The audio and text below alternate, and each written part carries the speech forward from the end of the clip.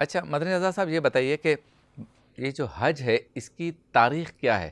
یہ صرف مسلمانوں کے ساتھ خاص ہے یا اسلام سے پہلے بھی کسی نہ کسی شکل میں حج ہوا کرتا تھا؟ بسم اللہ الرحمن الرحیم۔ اگر ہم حج کی تاریخ دیکھیں نا تو یہ بہت زمانے پہلے بھی ہوا کرتا تھا، بلکہ روایتوں میں یہ آتا ہے کہ امام زین العابدین رحمۃ اللہ تعالیٰ علیہ سے کسی نے پوچھا کہ یہ کعبے کی تعمیر کیسے ہوئی، تو انہوں نے اس کعبے کی تعمیر کے بارے میں یہ فرمایا کہ جب اللہ تبارک و تعالیٰ نے فرشتوں سے یہ مشورہ کیا کہ میں اپنے زمین میں خلیفہ بنانے والا ہوں، تو فرشتوں نے سامنے سے یہ عرض کی تھی کہ یا اللہ ہم تو تیری تسبیح کرتے ہیں، پھر تو کسی ایسے کو پیدا کرے گا، جو سورہ بقرہ میں پورا واقعہ ہے۔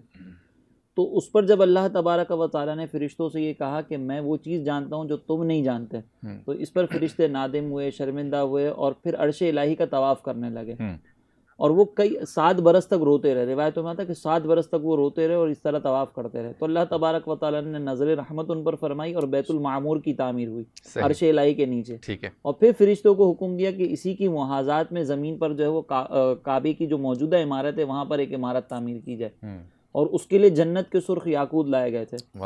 پھر حضرت آدم علیہ السلام جب اس دنیا میں جلوہ افروز ہوئے تو آپ نے پھر اس میں مزید اضافہ کیا، ایک زمینی طور پر اس کے اندر کچھ چیزوں کا ایڈیشن ہوئی۔ پھر طوفان نوح میں جو ہے وہ یہ جو کعبے کی عمارت تھی، اس میں جو آسمان سے جو یاقوت آئے تھے اس کو اٹھا لیا گیا تھا، صرف ایک یاقوت جو آج حجر اسود کے طور پر موجود ہے وہ رکھا گیا تھا، اور پھر یہ پوری عمارت جو ہے وہ سفید مٹی والی ہو گئی تھی پوری۔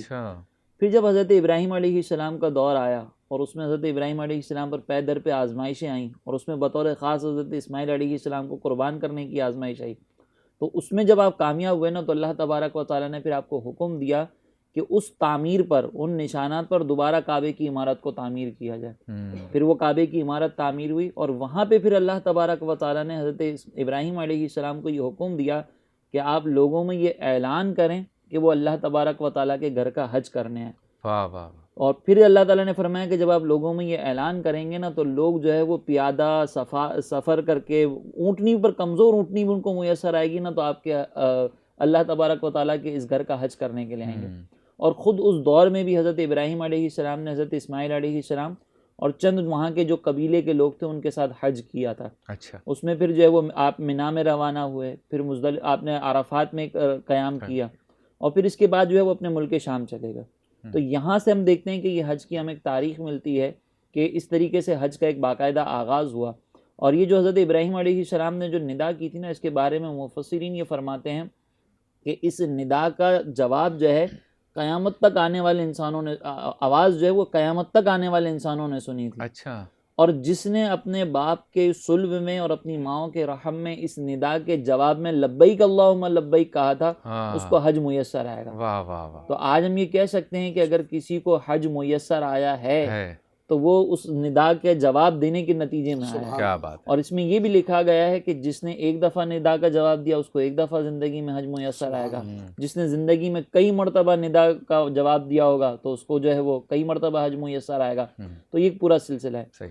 پھر اس کے بعد وہاں سے باقاعدہ ایک سلسلہ چلتا رہا، لیکن آپ جانتے ہیں کہ جیسے ہی انبیاء علیہ السلام کی تعلیمات ختم ہوئیں، مطلب ختم سے مراد یہ کہ لوگ ان سے دور ہونا شروع ہوئے اور ایک عرصہ گزرتا گیا، تو پھر اس کے اندر جو ہے وہ بدعات کا سمجھ لیں کہ شمولیت ہو گئی۔ تو پھر جب مشرکین مکہ، وہ بھی حضرت ابراہیم علیہ السلام کو اپنا مقتدا تو مانتے تھے، لیکن انہوں نے ساتھ میں کچھ غلط چیزوں کا ایڈیشن کر دیا تھا۔ صحیح۔ تعلیمات تو تھی نہیں پیچھے، اب اپنی سوچ سے کچھ چیزوں کا اس میں ایڈیشن تھا، برہنہ طواف کیا کرتے تھے، پیچھے اپنی ایک لاجک یوز کرتے تھے۔ اسی طریقے سے منا میں جب پہنچ جاتے تھے اور منا سے جب ان کو گھر واپس آنا ہوتا تھا تو ان کی فکر یہ تھی کہ اگر ہم منا سے واپس کسی ضروری کام کے لیے گھر جا رہے ہیں تو اگر ہم گھر کے صدر دروازے سے گئے، مین ڈور سے اگر ہم گئے تو ہمارا حج ضائع ہو جائے گا۔ اچھا۔ تو وہ یا تو چھت سے کود کے جاتے تھے یا پیچھے دیوار میں نقب لگاتے تھے اور پھر کودتے تھے۔ اچھا۔ تو اس طریقے سے وہ حج کیا کرتے تھے۔ اسی طرح وہاں پہ جو قریش کا جو قبیلہ تھا، ان کے لوگ یہ کہتے تھے کہ جو حرم کے باہر سے آیا ہے نا اس کو جا کر عرفہ میں قیام کرنا ہوگا۔ ہم چونکہ وی آئی پی لوگ ہیں تو ہمیں عرفات میں جانے کی ضرورت نہیں ہے۔ مقامی نہیں، وہ اپنے آپ کو وی آئی پی سمجھتے تھے، مطلب ایک وہ اپنے زوم میں ایک اپنا جو بڑا پن تھا، تو اس اعتبار سے وہ کہتے تھے کہ ہمیں حرم میں جانے، ہمیں جو ہے وہ عرفات میں جانے کی ضرورت نہیں، تو وہ لوگ پھر حرم میں رہتے تھے۔ اسی طرح صفا مروہ کی جو سعی ہے وہ قریش کے ساتھ خاص کی گئی تھی کہ یہ صرف قریش کریں گے، باقی جو دوسرے قبائل ہیں وہ جائیں اپنے بتوں کے آگے پوجا کریں اور ساری چیزیں. اور اس وقت کے اندر جو ہے وہ کعبے کے اندر 360 بت بھی رکھے ہوئے تھے, تو یہ اس کا طواف کیا کرتے تھے, اس کی عبادت کرتے تھے.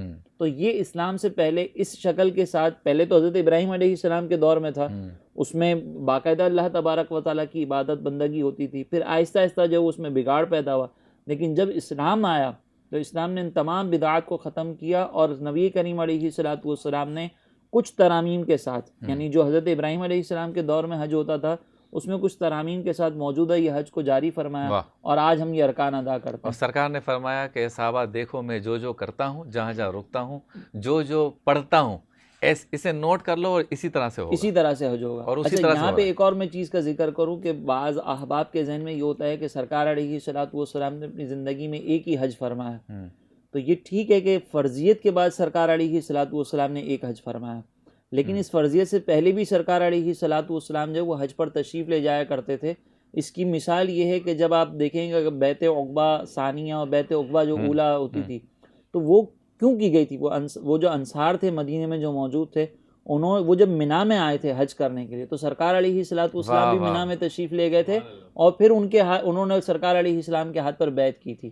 تو سرکار علیہ السلام پہلے بھی حج پر تشریف لے جایا کرتے تھے اعلان نبوت کے بعد, اور لوگوں کو اسلام کی دعوت دیا کرتے تھے. پھر باقاعدہ جب حج فرض ہوا تو وہ فرضیت کے اعلان کے بعد سرکار علیہ السلام نے ایک حج فرمایا. کیا بات, سبحان اللہ.